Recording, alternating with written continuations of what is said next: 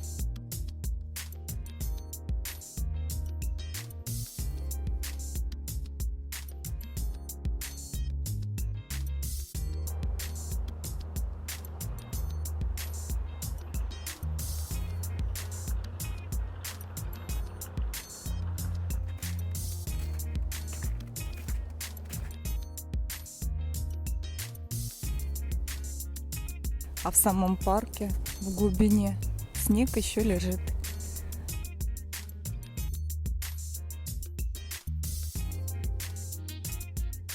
Но через несколько дней этот снег растает. Осталось чуть-чуть. На улице тепло, плюс 11 градусов, яркое солнышко.